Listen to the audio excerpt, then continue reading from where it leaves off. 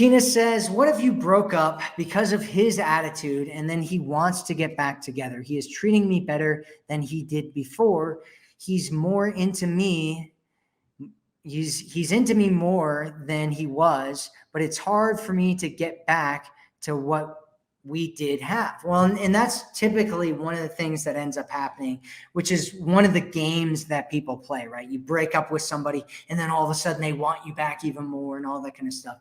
And it's one of those things where you have to look at this and you have to decide whether this is actually something that you want to get back into or not, right? Has he kind of fixed or healed or changed the things that you broke up with him about in the first place? And then if he has, what you want to see is consistency over time. So you can value him, right? And you can start thinking of him and start valuing him more. I don't know what you guys had before, but the more that you actually mentally value somebody, the more that the power struggle will start evening itself out in the relationship.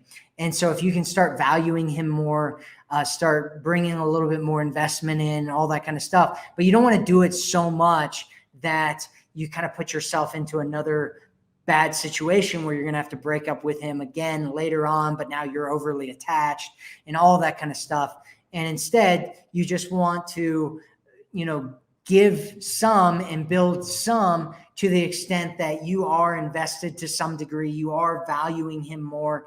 And at the same time, you're if you're not in a committed relationship, which I'm going to assume that you're not, because you're kind of in this dating phase with him, that you're still doing all these other things that we talk about where you're abundance dating and all that kind of stuff, because you don't want to put all your eggs in one basket and make it just about him and make it just about being with him, unless you guys have decided that you're going to be committed to each other. Right. And so if you have decided that, then you'll want to build together. That's what you want to do, is build together in a committed relationship. If you're not in a committed relationship, let him prove to you, let him do all that kind of stuff. Does that make sense, Tina?